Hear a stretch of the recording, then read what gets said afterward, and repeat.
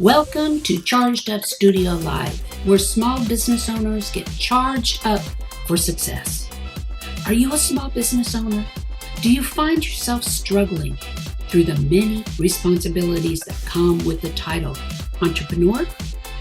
Well, we're here for you. Charged Up Studio is hosted by Market Atomy LLC, your prescription for what we call OPA. What is OPA? It's when you become so overwhelmed with the confusion that comes with business ownership that you become paralyzed and ultimately avoid doing anything in hopes it will take care of itself, or you put it off till later. Does that sound familiar? I'm your host, Dan Olivo, and each week we bring a business professional eager to charge you up as they talk about the many things that keep you from moving forward with your small business. So are you ready to get charged up for success? Let's hit it. So welcome back to Charged Up Studio, where we navigate the highs and lows of the business world with the brightest minds in the field. Today, we're continuing our monthly focus on charting your business's path to success. I'm Dana Olivo, your host, and we have a very special guest who has dedicated his career to helping individuals and organizations reach new heights in their performance. Bob Pizzini is the author of the acclaimed book, Elevate Your Leadership. Retired from the U.S. Navy in 2010, after 26 years, he went on to establish several multi-million-dollar businesses. His proven success draws parallels between the military and corporate leadership styles, building and leading a winning team and precision execution. Today, he is the CEO of iFly, an indoor skydiving facility in Virginia Beach, continuing his high-flying mantra to the individual experience. So let's give a heartfelt, charged up studio welcome to Mr. Robert Pizzini. Welcome, Robert. Hey, thank you, Dana. It's great to be here. I'm glad to have you.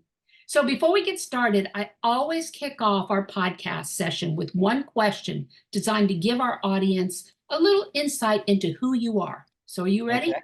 I am. Okay.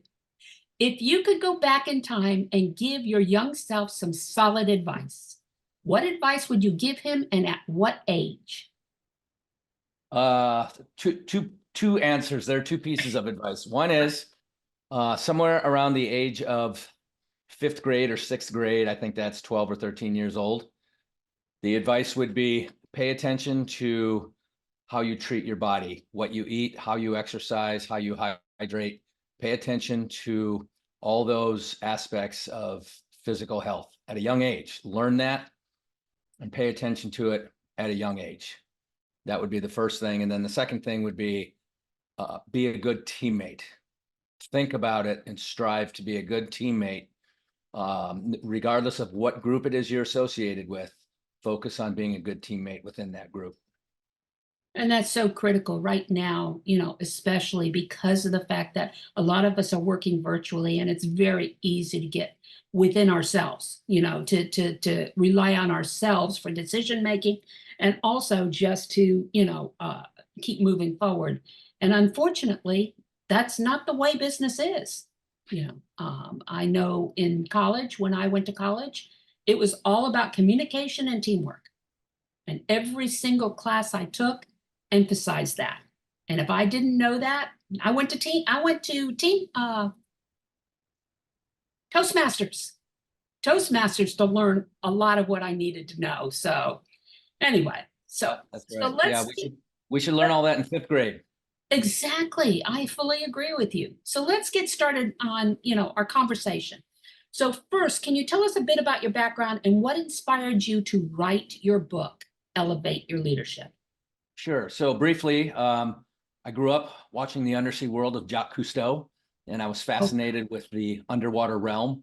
And I became a scuba diver at the age of 12 in my hometown of Kenosha, Wisconsin. Grew up diving on Lake Michigan. But that interest in scuba led me to become aware of something called a Navy diver. So in my senior year of high school, I committed, I enlisted, became a U.S. Navy deep sea diver. At the age of 19, I graduated second class dive school in Pearl Harbor, Hawaii, one of my proudest moments, and went on to spend 6 years in the diving and salvage community within the Navy. And then I discovered something called EOD, explosive ordnance disposal. So EOD technicians, bomb techs, right? Cut the red wire, cut the blue wire.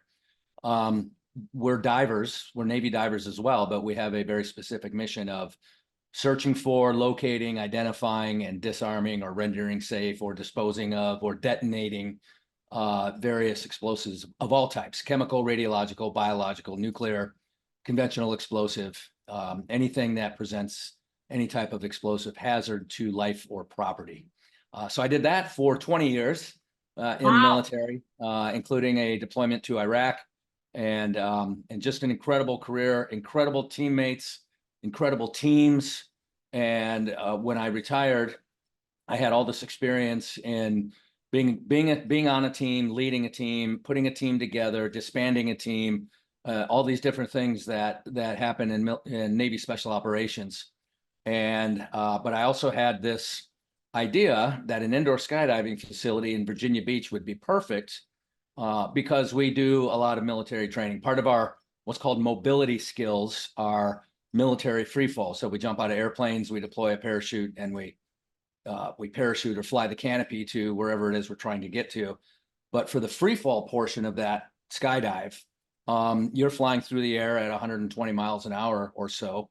And there's a lot that can happen very quickly, and you have to really understand what's going on and be in control. So that led to, and we would use these indoor skydiving facilities in other parts of the country. There wasn't one in Virginia Beach.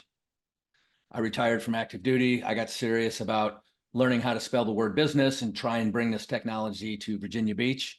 And in 6 short years, we opened our doors for business. So it took a while. I had to really stick with it, but it took a while. And then beyond that, not to get to the last part of your question, what inspired the book, having 40 people on my team at iFly Virginia Beach, most of them don't have a military background. I went through this learning curve of adjusting my leadership style and my communication style. And, there's all these tools that are available to us as leaders. And so I just felt like I learned a lot. I came in prepared, and I learned a lot. And but there was an aspect of teamwork and leadership that they don't teach at Dale Carnegie or at Frank McClevey or some of the other and we've been to all those courses, and they're very good. And I have tremendous takeaways from those things. But what I was looking for was the kind of leadership development that I grew up with in the military. Right. So I put a course together, if you will, originally designed for my team, my leadership team. I have 7 people on my leadership team, and it went over very well. And somebody recommended I take that to market. And so this is 2 years, 1 year pre-COVID. So I was running courses here at iFly Virginia Beach. So the full day event called Elevate Your Leadership begins with the flight experience. So we'll bring in a group of 10 to 15 people. That's the cohort for the day. We have the flight experience early in the day, and that's an icebreaker. It really builds a bond between everybody who participates.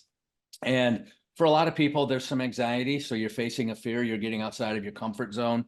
And so you feel this bond with the people you did it with. You feel exhilarated because you completed something that seemed to be a bit of a challenge. And then we come up in the conference room, which overlooks the ocean front, and we discuss leadership for the rest of the day. And the way I facilitate the discussion is I put the concept out there. I share my experience with the concept, and then I want everybody to share their experience. And the real power, the real learning takes place when we have these wonderful discussions. No, that's great. Yeah. after doing that for a couple of years pre-COVID, that's when the idea of the book came. I had all this content for the course, and so many people were sharing just such tremendous lessons. It was just so valuable, the things that I was learning as I'm facilitating this course. And so ultimately, I decided it's time to put all this in a book. And the book is not a textbook. It's not an academic journal or an academic guide. This is what I lived and learned in the military and what I lived and learned in the private sector. It's 170 pages. It's not a complex read by any means. It's more of a memoir of what you learned through the It process. really is. And I almost Yeah. called it a memoir. Yes. But, you really, when you write a book, you go all over the place with the title. And I know. And I just finished my 7th book, and it's in wow. editing now. None of the titles, it all says to be determined, because Yeah. I'm letting the storyline determine what the titles are going to be. Yeah. And things like that. So, well, I've started outlining book 2. So book 1 is elevate your leadership. Book 2 is going to be elevate your team. So there you go. Well, yeah, with that well, just quickly, mind, yeah, in order to be a good leader develops good teammates. exactly. And those good teammates go on to become good leaders. And that's kind of the thesis of my next book. Well, that's good, because in your book, you talked about the concept of flying high, okay, in leadership. And can you explain a little bit? You probably did in what you talked about, but really short, tell me a little bit about what you mean and why it's so important for leaders and teams to fly high. Well, there's like 3 or 4 different ways to apply that, or that I apply that. One is, as the leader, you have this 30,000-foot view. We've all heard the cliche 30,000 feet, but Right. as a leader, you have to have this omnipresent visibility. You have to be able to see in 365 degrees. Exactly. And you don't do that because you have eyeballs all around your head. You do that because you lead a team of people who provide that additional clarity and that additional visibility for you. So when I say fly high, you, in the figurative sense, you're staying up at this level where you have visibility. Where you have visibility on the broader operation, and then your leaders, or in my case, the 7 people on my leadership team, they have their people that work for them. They have their teammates that they're in charge of. So, so in the military, we call it, there's 3 levels of warfare. Tactical, that's the soldier on the ground engaged in combat. Operational, that's the ground force commander who said, you guys go there and fight, you guys go there and fight. And then there's strategic, which is, again, that higher level of leadership, which says, we're probably going to engage in warfare with this country or that country, or whatever the engagement is. And so we fly high, leaders are at the strategic level, and we enable those under us to do what it is they've been hired to do. Exactly. And and as a strategist, when you talk about being able to look ahead and see 360 degrees and being able to strategically put together a roadmap, should this happen, this is going to be our pathway, or should this happen, this is going to be our pathway. And it's important to be able to communicate that to your team members and your leaders, so that when the time comes, you're all on the same page as far as that's concerned. For sure. Exactly.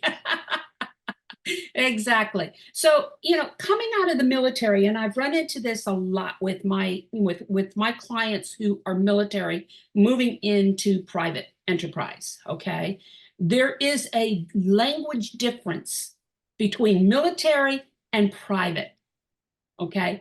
How did you overcome that, moving into the private sector and Sure. able to communicate the military leadership concept in an environment that the private enterprise can engage in? Yeah. Well, I smile and I kind of chuckle at that, because my teammates, especially my leadership team, told me to quit using that military language. They didn't know what it meant. That's exactly it.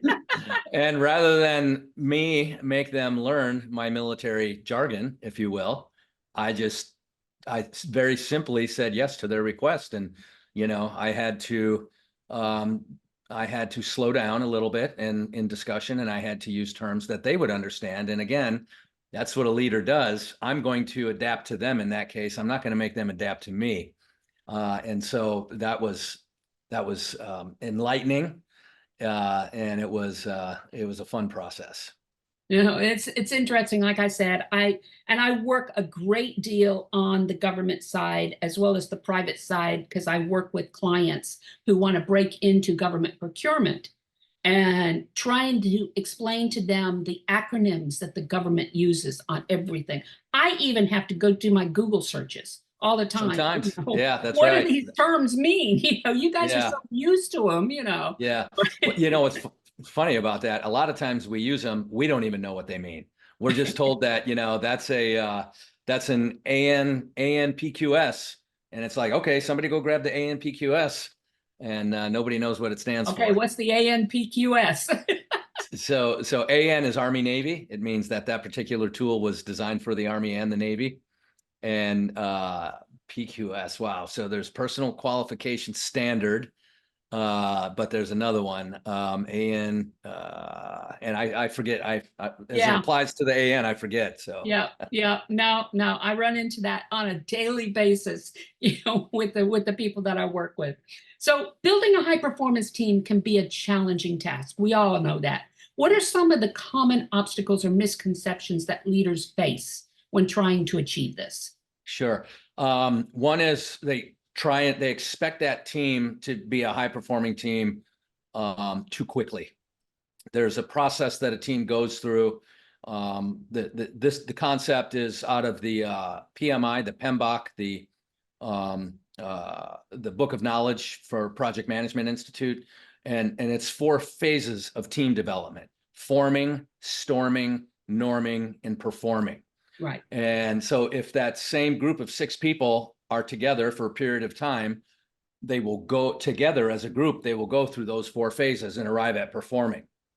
But really what happens is people come and go from the team. So different people are at different levels of forming, storming, norming, performing within the team construct. And the more we all recognize that, oh, he's the new guy. Don't let the new guy do this. Hey, new guy, keep your hands off of that. Hey, new guy, it's time to learn this. It's time to learn that. So you have to give it time. You have to understand those phases of development. And the other thing I would say is that, again, leader's responsibility, whatever training everybody on that team needs, it's the leader's responsibility to provide that training. That doesn't mean provide it personally or be the trainer, but it means if I need somebody who has to be able to maintain a piece of electrical equipment, I've got to get them qualified in that in some capacity. If I have somebody who as simple as customer service engagement. Oh, yeah. Because that's in our case, we're a customer facing business, and our customer service advisors are kind of entry-level employees. They are the first contact with customers, and they can put that experience in motion in a very positive way, something other than that. And so just as simple as how we talk to customers and how we interact and how long do we wait before we ask them if we can help them, these are all things that we're very deliberate about. So training, get that team performing, provide the training, make sure you have adequate manpower. If I need 6 people on this team, then don't go with 5 or don't go with 4. Get 6 people. Right. And then provide them the equipment that they need, whatever those people need to do their job. And if they come in and ask for a newer, bigger, better, whatever that piece of equipment is, I will try and provide it for them every single time. If they tell me I can increase my performance, I can enhance the customer experience, and I can enhance the bottom line of the business if I get this new piece of equipment, why wouldn't we do that? Right. Which brings me to another question that I had. And as a strategist, I run into this all the time, because I work with C-level quite often. What is your thought process on a top level down decision-making approach versus a bottom up, or just like you said, teamwork, because growing up in corporate America, it's always been, for the longest period, top level down decision making. Yeah. Those top level don't understand. Yeah. So a couple thoughts there. One is, again, if you have that leadership team identified, which, as I said, I have 7 on my leadership team, I'm strategic level. My leadership team bridges strategic level and operational level. They are the operational level, but they're the bridge. Right. And then that operational bridges down to the tactical, the people who deliver the product or service. So if everybody in the organization recognizes those three levels of functionality, if you will, some people call it organizational architecture, then we know where our decision authority begins and ends. Right. Hey, we don't need to bother so-and-so with this. Let's just do it, or we're not going to do it, or let's buy it, or we're not going to buy it, whatever that is. So people should know, for the most part, the right and left boundaries of their decision making. And then I also really emphasize core values within the organization to help us make decisions. So loyalty, integrity, and professionalism. I have three core values. Everybody knows our three core values. And I don't have 2 or 3 paragraphs that define those 3 words. If you have to know the definition of those 3 words to get hired. And I don't mean Webster's definition. I mean, what do those words mean to you? Exactly. And as long as they mean something similar to what they mean to the rest of us, then we're all working together. But we ask ourselves in decision making, we say, am I maintaining loyalty, integrity, and professionalism? Am I jeopardizing? Am I violating? If I'm maintaining, then the decision's easy. If I'm jeopardizing or violating, then I should probably go talk to somebody and get some guidance from leadership. But the point to all of this is, I don't need to be making decisions at the operational and tactical level. Right. I have other decisions that occupy all of this space, and there's not a lot there. I have other things that occupy all of this space, and so it's my job to make these higher level decisions, and it's other people's job to decide at their level. Now, here's the other part of that, and this takes time. Just as I said, to build this team, it takes time. Right. My team here in the private sector, initially, they were uncomfortable making decisions because they thought if they got something wrong, that I was going to, lean into them. And what has developed over time is, if you get it wrong, I'm going to pick you up, dust you off, and we're going to move out. Right. When people are making decisions that are wrong, if their intent was well placed and they thought they were acting in the best interest of the company or the best interest of their teammates, you're forgiven. And I Right. write about forgiven versus fired in my book. Right. Why do some people screw things like that up and they get forgiven, and other people screw something like that up and they get fired? Right. And it goes back to the nature of your character. What type of reputation have you established? That's true. Growing up, I've been married 40 years this New Year's Eve, and my husband's an engineer, works with Lockheed Martin. So, works. Oh, yeah. Engineers are some of my most unique clients. Ex-Navy, the whole bit. And, when I first met him 40 years ago, everything was black and white. Okay. And we had a daughter at the time, was 2 years old, and everything was black and white. And I told him, I said, sweetheart, there's a gray area there. She made a decision based on her knowledge base. And you need to understand why she made that decision, whether you agree with it or not. You have to listen to her. And I think this is what you're talking about here, is the fact that, the reasoning behind the decision is as important as the decision itself. Without a doubt. Without Absolutely. a doubt. Yes, exactly. So can you give us some real world example of, what has happened in one of your events, your training processes or something that you have done? Give us an example of what the results have been.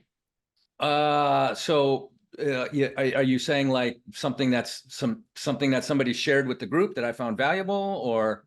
I think what I'm really talking about is, you do this leadership training. What is some of the positive aspects that have come out of it with one of your clients? You don't have to name the client or anything like that, just the type of organization.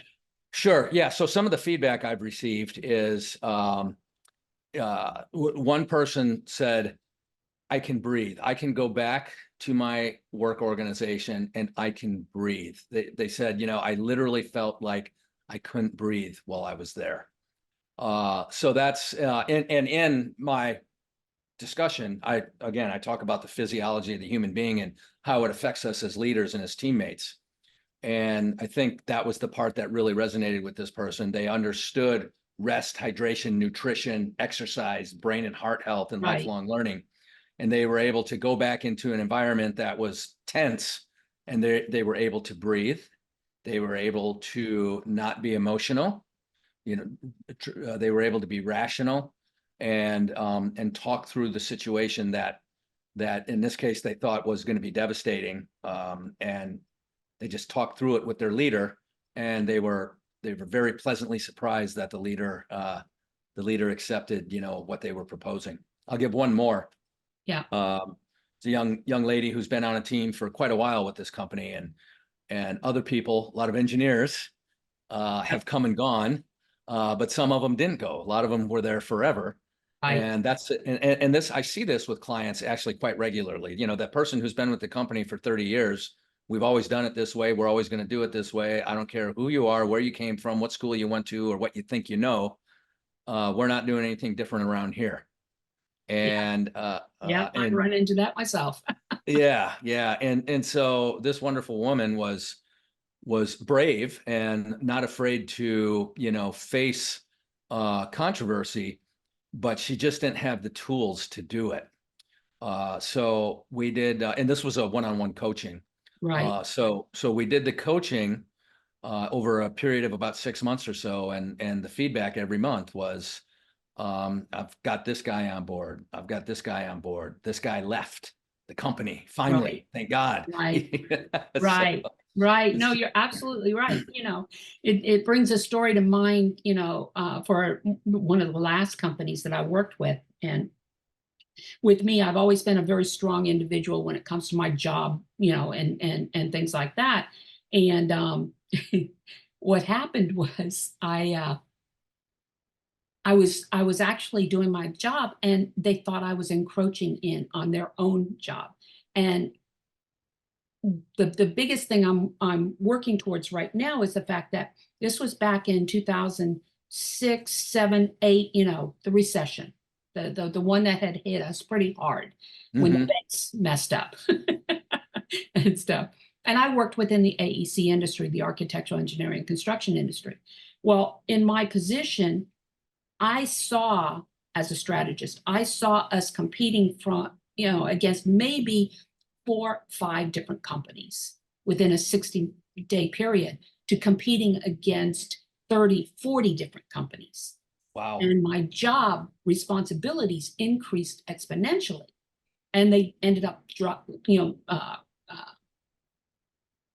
making people leave, including my help and everything. And I kept fighting with my boss, saying, look, I can't keep up with this workload, and stuff like that. They weren't hearing it.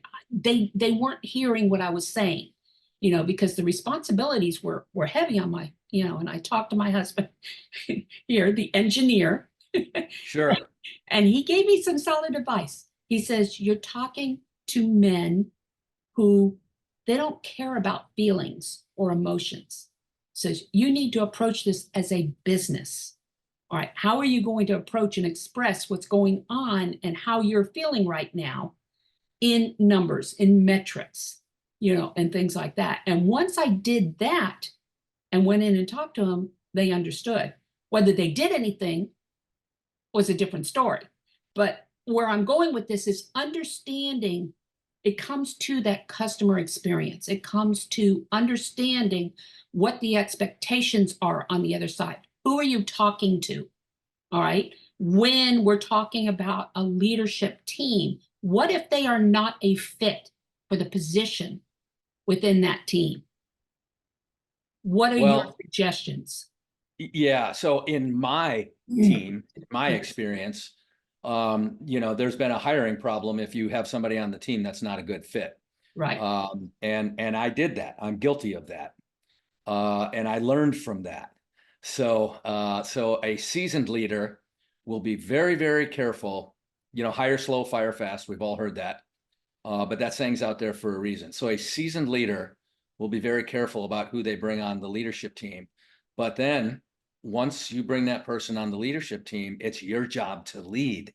You have to either train, coach, or mentor. Right. And in this case, it's probably coaching, mentoring, because they probably came with the skill set you needed them to come with. But regardless, it's your job to coach and mentor that person. Now, in the military, because we have rank and we have promotion, people wind up in leadership positions all the time that they're not prepared for. But firing is really not an option. We say, oh, we fired that person, we sent them from this division to that division or whatever. But realistically, in the military, the model is, okay, that person failed, they fell short, train, train, train, and get that person up to speed. And that was my approach initially. And in the private sector, it's, I think firing fast is a better way to go. When you recognize you have poison, especially at the leadership level, poison spreads, and everybody else sees it. That's one of the other mistakes I made. We had some poison on my leadership team a whole bunch of years ago, and everybody saw it except for me. And because it was there and I didn't take any action, people thought that I, favored this individual for some reason. Right. And I didn't, things reached a point to where I just had to say, you can't work here anymore. And then everybody said, finally, or, some of the other people said, finally, what took you so long to do that? And, did you realize that there was this negative perception? And so and that was that's where communication and accountability is so important when you're talking about teamwork, and things like that. I know that when I work with teams, if there is somebody, we try and do some kind of an assessment to figure out, okay, where they want to be. What are their ultimate goals personally, to evaluate whether they would fit within the team. Okay, as long as they fit within the team and it's going to meet their pathway to their ultimate career goals, we have a better chance of getting the work that we want out of them, the objectives we want out of them. I've actually interacted with organizations where the leader doesn't do the hiring. The people on that team do the interview and the hiring. They say, well, we're the ones who are going to work with the person. Exactly. So we'll do the interview and we'll decide whether or not we want to work with that person. And I think that's perfectly acceptable. Again, you can't just walk away from it as a leader. You have to monitor that process. But I think it's an acceptable process. And then I've also seen so the workplace has evolved with remote and hybrid teams, becoming more common. So how can leaders adapt their strategies for building high-performance teams in this changing landscape? You have to be present. You have to be visible. I was asked this question by a very high-level executive in the banking industry, because, a lot of these banking people started working from home. Right. And you're talking about, major accounts and large sums of money, and what this leader was uncomfortable with was all these people transacting these large transactions from home, even though they had the encrypted software, etc. Right. But and I said, well, you have to be present. It's visibility. You have to interact face to face. And he said, well, I've got people in every single state. And I was like, well, there's a couple ways to do that. You could make it hard on yourself and go visit every single state, or you can bring all those people together on a semi-regular basis, whether it's monthly or quarterly, or not everybody. You get this group together this quarter and that group together that quarter, right. But you have to have face-to-face interaction with people. I have I like to call it a rule, but I can't always enforce it. But if it's an hour or less, this Zoom format is fine. Right. Right. If it's over an hour long, I think we need to be face-to-face in whatever that negotiation or training or whatever it is. Right. Again, it's not a rule, because it doesn't always work out that way. Yeah. If a client wants to pay me a lot of money to be on Zoom all day long, I'm open to that discussion. So, and I'm also one where let's break it up. Okay, it doesn't have to be 2, 3 hours at a time. Let's break it up an Yeah. hour here and an hour here, that type Yeah. deal. Yeah. So, But be present, do team building events, right, do leadership development, bring people in, and rather than talk about the numbers and, how your division's doing, let's talk about how we're going to be better teammates today. yeah, A good teammate is ...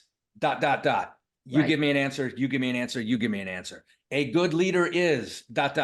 You give me an answer, you give me an answer, tell me a story behind that. yeah. You And know, get there is advantage to, even with remote teams, at least once a year, getting together in person for a team development camp or something to that effect, because there's a whole Absolutely. new dynamic that happens when they get to meet you personally and get to know you personally, Yeah. as far Yeah. as that's concerned. So, And their teammates and their teammates. yes, So exactly. they want to know, I facilitate within my organization, within my leadership team. I have a weekly, what I call synchronization meeting.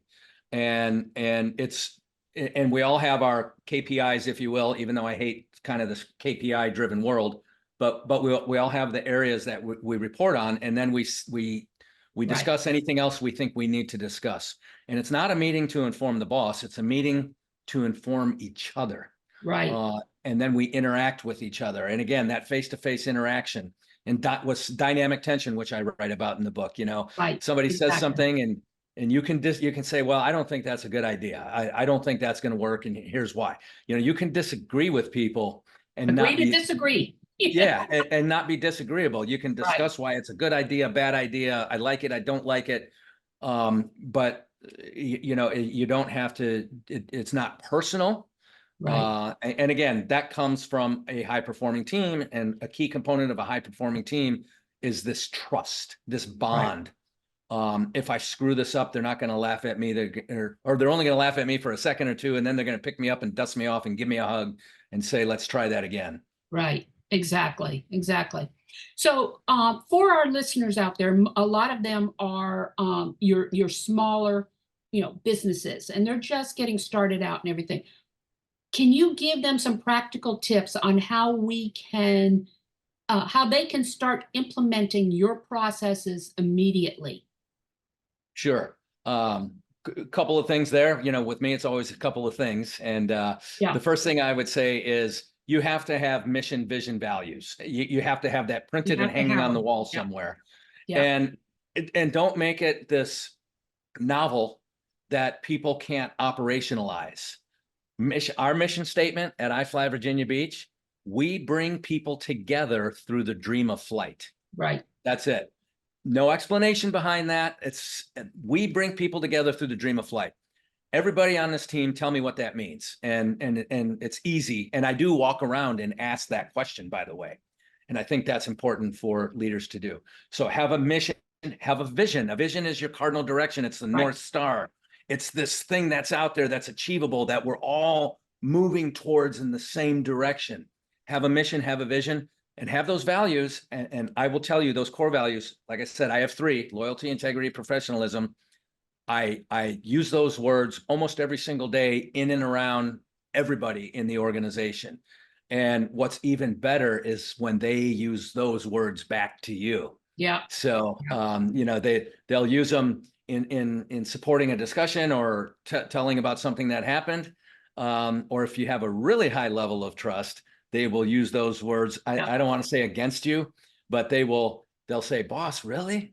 You really want to do that? Do you think that jeopardizes loyalty? Yes, When yes, they do that back to you, I'm telling you, you are in a great place, because your trust and your care for each other is so high at that point. exactly, exactly. So, any plans on coming to Orlando? Yes, I just don't know when. This is where you need to be with something like this, with the iFly here in Orlando. It's where you Yeah, need to be. yeah. Well, there's one on International Drive, Oh, that's in Orlando. Orlando. That's Yeah. Orlando. Oh, but it's Yeah. not iFly. No, it's iFly. There's an iFly Oh, okay. Orlando. Okay. Yeah, and it's actually, it's funny because the original, it wasn't called iFly back then. It was called Sky Venture. 1998. The original one opened just outside Disney World, and it looked like this big, tall rocket ship. It's still there, as far as Wow. I know.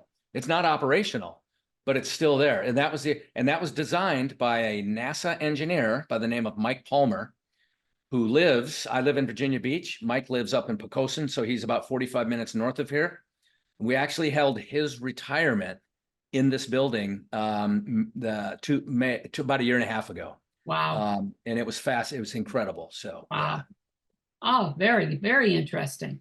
So we're coming up on the end of another episode of Charged Up Studio. And thank you, Robert, for joining us today and shedding light on the importance of creating high-performance teams as it relates to the growth of our businesses moving forward.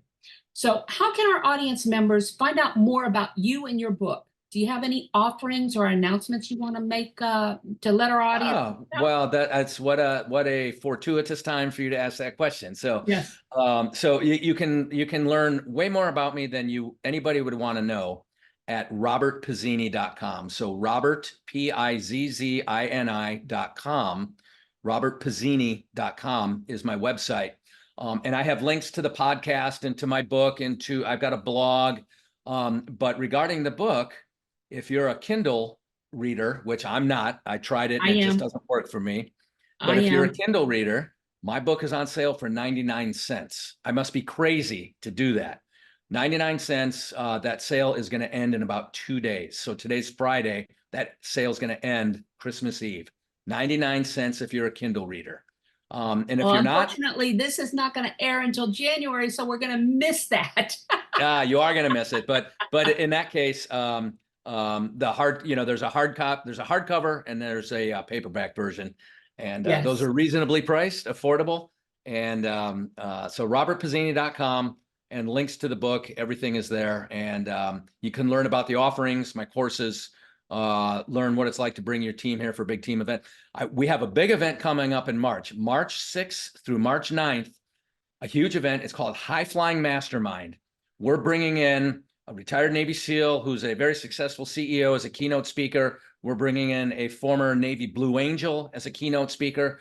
We're bringing in a retired Navy Admiral who was an intelligence officer as a keynote speaker. Of course, I'll be speaking. We're going to experience flying at iFly Virginia Beach. We're going to do a custom knife build where you build a knife, and as you build that knife, we discuss mission and purpose and ethos, and words that are important to you get etched on the blade and on the handle, and that knife becomes something that has meaning, and it's something that you can look back on a regular basis to remind yourself of the inner strength and the power that you have. We're going to visit the battleship Wisconsin. We're going to tour the ship. We're going to do a keynote dinner out there. We're going to visit the Navy SEAL Monument, which is at the ocean front in Virginia Beach, Virginia. We're going to talk about the history of Navy SEAL, Navy Explosive Ordnance Disposal. The same person established those communities within the military. We're going to talk about that history. And then we're going to have some great lessons in leadership along the way. High Flying Mastermind, March 6th through March 9th in Virginia Beach. Very good. Very good. I was going to ask you if it was going to be hybrid, but you can't do that when you have active activities happening at the same time. Yeah, So, yeah. This is a very experiential type of event. It is. And that's so important. Yeah, and you got to bring energy because we're going to be moving around. We're going to be doing things, and this is a high energy event. We'll be putting all of this information on the transcripts when this podcast airs. So you'll have all that information that they can reach out to. So that concludes our podcast for today. Please leave a review on any of the streaming platforms you're listening to us on, or go to our Charged Up Studio Facebook page and leave a review there.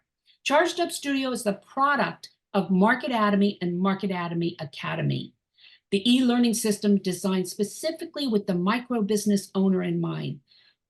For more information and to register for our many courses, go to Marketatomy, MarketAtomy.academy.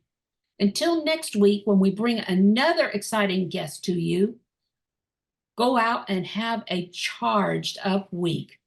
Talk to you later.